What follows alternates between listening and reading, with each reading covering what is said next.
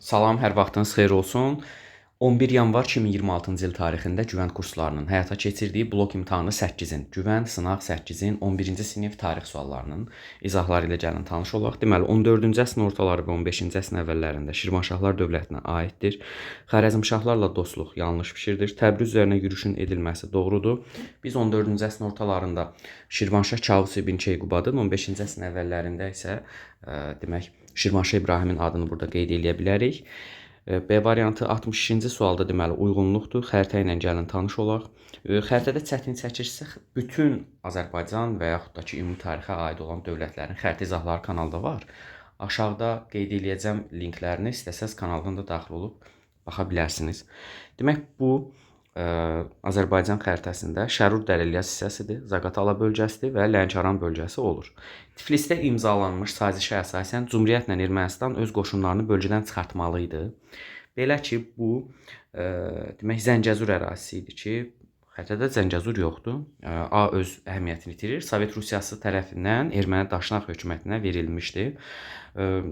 Sovetlər tərəfindən biz buradan Zaqatala və ya Lənkəranı yox, amma Şərur Dərəlyazın ermənilərə çox heyf ki, verildiyini qeyd edə bilərik. Qaldı ki, Muğan Sovet Respublikasının yaranmasına bu yaranmışdı demək Lənkəranda. Əkin və otlaq sahələri Gürcüstan sığınaq qəzasına birləşdirildi. Bu Zaqatala ərazisinin əkin və otlaq sahələri idi. Sovet Azərbaycanı və Ermənistan arasında mübahisəli ərazilər Naxçıvan idi, Qarabağ idi, Zəngəzur kimi ərazilərdir. Bunlar da xəritədə yox idi. 1B, demək 2D, 3C variantı olur. Cavab A bəndi. 63-cü suala baxırıq. Qızıl Ordu dövlətindən fərqli olaraq Xəzər xaqanlığı Rus knyazlıqlarına qarşı mübarizənin aparılması, demək bu Qızıl Orduya aiddir. Azərbaycan torpaqlarına hərbi yürüşün təşkil edilməsi bu ortaq fikirdir. Ərəblərin Şərqi Avropaya yürüşün qarşısını alıb Xəzərlər, cavabımız olur C variantı. İslam dininin qəbulu Qızıl Ordu türk xalqlarından ibarət idi. Hər ikisi ortaq fikirdir. Toğrulla Şah İsmayılın oxşar cəhətləri Şirvanşahlar asla salmayıb Toğrul. Yeni dövlət yaratmayıb cənubda, Azərbaycanın cənubunda Toğrul. Lakin demək daha doğrusu Sultan deyildi onda. Səlcuq hökmdarı Toğrul 1040-cı il Dəndənəçan döyüşündə, Şah İsmayıl isə 1510 Mərv döyüşündəki qələbələrindən sonra bax bu ərazilərə sahib olmuşdular. 65-ci suala baxaq. Stalingrad döyüşündə faşist Almaniyasının əsas məqsədi təbii ki də Bakını ələ keçirmək idi. Sadə bir sual idi. Tarixi biliklərinizə əsasən tamamlayın. Saratoga döyüşünün baş verməsi, hansı ki burada Amerika İngilis qoşunlarına qalib gəlir. Demək variantlara baxaq və Amerikanın nüfuzu artır. Demək dost Vaşinqtonu Amerikaya göndərdilər. Yox, əvvəla Benjamin Franklin idi. Biz elə A-ları cavabdan çıxaq. İstiqlaliyyət müharibəsinin taleyi həll oldu. Yorktowndur. B-ləri də cavablardan çıxaq. Onda cavab bu qalır. 2-yə C-ni versək, bəli, 4-ə də yeni. Amerikanın nüfuzu artır. Fransa Amerikanın müstəqilliyini tanıyır. Bəli, cavabımız C bərində olur. Mannada eradan əvvəl 7-ci əsrin ortalarında üsyanın səbəbi Ahşerinin, belə deyək də, yəni ucbatından idi. Yəni burada nə türklərin məskunlaşması deyil, nə Çin Sarqon yaşamır bu dövrdə. Ahşeridən narazı idi əhali. Mədəniyyətlə bağlı uyğunluq Nizamiye mədrəsəsi Səlcuq dövründə 11-ci əsrin 60-cı illərində tikilib. Deməli, Qutb Minar deyil, onda cavab elə D variantı olur. Daha sonra baş vermişdir. Niyazabad 1583, Şirvanşahlar süquta uğrayır 1538, Venesiya ilə ittifaq 1472, digəri 1410, digəri 1400. Demək, daha sonra A bəndi baş verir 69-da. 70-ə baxaq. Hərbi kommunizmin kollektivləşdirmə ilə oxşar hissdən fərqli cəhəti əhalinin istehsal elədiyi məhsulun zorla müsadirə olunması. Hərbi kommunizm dövründə bu belə idi. Yəni zorla aşağı qiymətə əhalidən bunu satın alırdılar, amma hissdə belə deyildi. Həmçinin hərbi kommunizmdə də insanları buna məcbur eləyirdilər. Biri demək olar, təsərrüfatda planlı sosial sistem. Xeyr, nə bu hərbi kommunizmdə var, nə hissdə var. Bu sosialist cəhətdən yenidən qurmaların nəticəsidir Azərbaycan SSR tarixində. Biri yazaq, ikini çıxaq. Deməli, Xırda kəndli təsərrüfatlarının ləğv edilərək zorla ümumi təsərrüfatlar birləşdirilməsi bu kollektivləşdirməyə aid olan konkret bir fikirdir. Təsərrüfat sahiblərinin iqtisadi marağının azalması bu həm hərbi kommunizmdə, həm kollektivləşdirmədə oxşardır. Hissdə əksinə insanların marağı artmışdı öz demək işlərinə. Baxaq 71-ə. Deməli, A ilə B ilə verilən dövlətlər İngiltərə, Osmanlı, çünki söhbət 16-cı əsrdən gedir. 16-cı əsrdən söhbət gedirsə də Misir uğrunda Fransa ilə mübarizə aparması heç bir dövlətə aid deyil. İspan donanmasının məğlubiyyətə uğradılması hər ikisidir. 1588 Lamanşı İngiltərə tarixində 16-cı əsrin 40-cı illərində, türk tarixində qeyd edə bilərik bunu. Tudorlar İngiltərədə hakimiyyətdə idi. Korsikanın tutulmasına fransızlara yardım edib 1535-də Osmanlı. Orada qeyd edə bilərik. Müqəddəs birliyə üzv olmaları, bu isə o dövrdə heç müqəddəs birlik mövcud deyildir. Rəşd müqaviləsi 1732, Gəncə müqaviləsi 1735. Ermənilərin köçürülməsi hər iki müqavilədə yoxdur. Osmanlı ilə bağlı deyil bu müqavilələr. İkisi də Rusiya ilə imzalanıbdır. Nadir Şahın dövrünə düşmür. Ya da ki, yeni Osmanlı məsələsi yoxdur. Ona Rus tacirlərinin sərbəst gömrüksüz ticarət hüququ var. 73-də nəyin yerini dəyişdirsək doğru olar. Alban katolikosluğunun ləğvi 1836, Zaqatala 1863, Ümumi Rusiya müsəlmanlarının qurultayı 1905, mərkəzləşdirilmiş telefon 1886, Şollar 1917. Deməli, burada nəyin yerini dəyişdirə bilərik?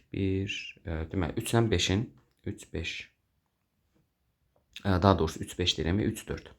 1905 ilə 1886-nın D bəndi. Eradan əvvəl 7-ci əsr Afina ilə Spartanı idarə etməsinə aid oxşarlıq vətəndaşlardan ibarət xalq yığıncağı oxşarlıqdır.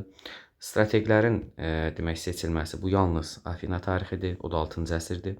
Konsullar yalnız Roma tarixinə aid ifadədir, onda 1-4-5 doğru fikirlər olur. Şirvanşah Fəriburs demək 1066-da tabe olur Səlcuqlara. Səlcuqlar Şirvanşahların daxili müstəqilliyini ləğv eləmir, saxlayır. Məziyyədlər yox, kəsranilər sülaləsi idi. Toğrul yox, Alparslan tərəfindən tabe olmuşdu Fəriburs. Bu D variantıdır.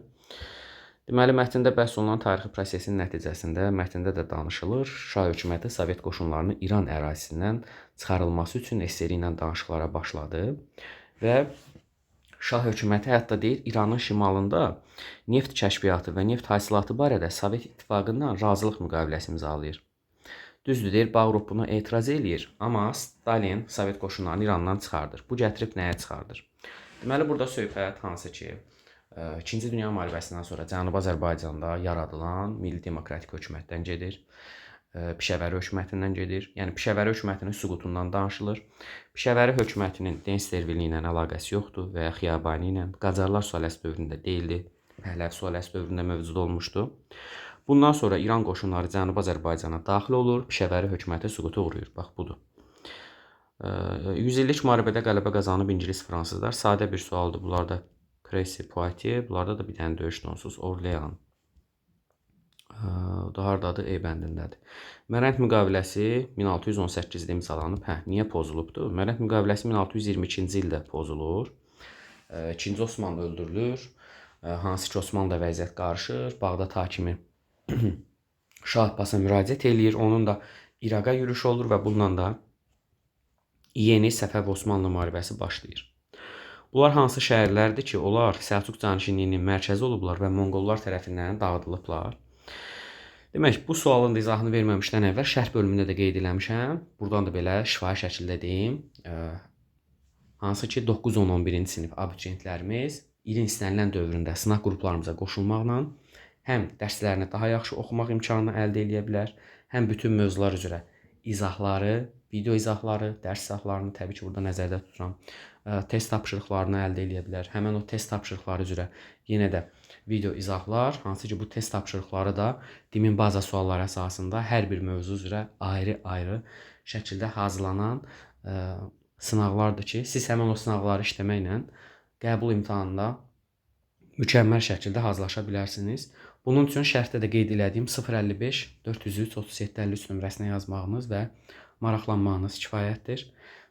İndi isə sualda bizdən hansı şəhərlərin soruşulduğunu sizə deyim. Bu, Beyləqan və Gəncə şəhərləri idi. Səlcuq canişinliyinin mərkəzi olan şəhərlər. Beyləqanla Gəncə olub. Gəncə, Beyləqan ikisi də Monqollar tərəfindən dağıdılıb. Xəritə ilə bağlı, bayaq da dediyim kimi, daxil olub xəritə izahlarınıza baxa bilərsiniz öyrənmək üçün. Asburq sazişi imzalanır 1555-də. Deməli, Avropada dini müharibələr dövrü başa çatır 1648. Bir yanlışdır, bir çıxaq. Flandriya uğrunda rəqabət, bu doğrudur, bu doğrudur. İngiltərədə parlamentin qanunların verilməsində iştirak hüququ Böyük Azadlıqlar Xartiyası qəbul edildi. Bu, əvvəla 1215-də qəbul edildi. Parlament Böyük Azadlıqlar Xartiyasından sonra çağırılıbdır. Ona görə bu uyğun gəlmir. Thomas Münster'in üsyanı 1524-25-də olubdur. Parisdə protestantlara qarşı qırğınlar, yəni Varfolomeyi gecəsi 1572-də törədilibdir. Bu daha sonrakı dövrə düşür. Ona görə 2-3 daha doğru fikirdir. Xosrovla Qazanın oxşar cəhəti 1-2. Cizyə çünki Xosrovun dövründə yoxdur cizyə vergisi və yaxud da Qazan xanda. Köçəri feodalların mövqeyi daha da möhkəmləndi, hər ikisinə aid deyil. Demək, Kalka döyüşündə qələbə qazanıb Monqollar Hindistana yürüş eləyib hər biri, Şeybanilərlə mübarizə Teymurilər, Mərkəzi Asiyanı ələ keçirdib hər üçü, Sasanilər 651-də süquta uğradıb Ərəblər. Belə olduğu halda B ilə D-ni elə ortaya versəydiz, cavab çıxırdı. Qaraqoyunlu və Ağqoyunlu dövlətlərinin oxşar cəhəti Teymuri Əbsəydlə mübarizə, Qaraqoyunlularda deməli Cahanşah mübarizə aparıb, Ağqoyunlularda da Həsən Padşah 1468-69-da Osmanlı ilə ikisi də dost olubdu. Cəlalilərin məğlubiyyətə uğradılması hər ikisinə aid deyil. Çünki Qaraqoyunlular dövlətçilik tarixindən əvvəl məğlub eləmişdi Cəlaliləri. Mərkəzləşmiş dövlət deyillər, Səfəvilər üzərində qələbə var. 1460 Samur döyüşünü Qaraqoyunlularda nümunə demək olar. 1488 ya da 1494-ü Ağqoyunlu dövlətində. 1-2-5 olur. Xronologiyaya gəldikdə bu dedik 1572-də olubdur. Vestfaliya 1648, Hindistana dəniz yolu 1498, Vasco da Gama və Almaniyada reformasiya 1517-də başlayır. 3, demək 4, 1-2 olur deyəsən. İbtidai icma quruluşu niyə dağıldı? Ata nəslinin mövqeyi zəiflədi, xeyri əksinə güclənir. İri tayfa ittifaqları yaranır, bəli. Sosial bərabərsizliyin artmasına gətirib çıxardır, kollektiv əmək yox idi. İdarə etmə adlı sanlı insanların əlində cəmləşir, varlı yoxsul söhbəti ortaya çıxır. Deməli, mətndə danışılır 1-ci Mahmuddan, burada da danışılır 3-cü Əhməddən. 1-ci Mahmudun 3-cü Əhməddən fərqi, Avstriya qarşı müharibə ortaqdır, hər ikisində var. Nadir şahla müqavilə 1-ci Mahmuda aiddir, 2-ni Mahmudun xüsusiyyəti kimi qeyd eləmək olar. Balkanlarda itirilmiş əraziləri Mahmud geri qaytarıbdır, çünki 3-cü Əhməd ərazi qaytara bilmir, yəni uduzur. Geriləmə dövründə hakimiyyət olub hər ikisi. Qaldı ki, demək, konferanslara, Trabzon konferansı 1918 aprel, mart-aprel aylarında, Batumdakı 1918 may iyunda olubdur. Osmanlı dövləti Seymin müharibə başlatdığı səbəbindən itkilərə görə yeni ərazilər tələb eləyir. Bunu biz demək Batumda görürük. Hansı ki, deməli 2-yə yazaq biz A-nı. Deməli Cənubi Qafqaz Seymi Qars Ardahan Batum olan iddialarından əl çəkməli idi Trabzonda. Rus ordusu Qafqaz cəbhəsindən çıxarılır Ərzincan barışığına görə. Osmanlı Seymin müstəqil dövlət kimi görmək istəyirdi Trabzonda. Almaniya öz vasitəçiliyini irəli sürür Batum konferansında 1BD 2A'ya. Mətnə gəldikdə isə deyir, mətn əsasən tarixi biliklərinizə əsasən müqəddəs birliyə daxil olan dövlətlər, hansı ki biz burada Maltanı qeyd eləyə bilərik. Elə ən əsas dövlətləri deyək də, Avstriyanı deyək, Respospolitanı deyək, Venesiyanı deyək. Sonradan 1686-da Rusiya qoşulur.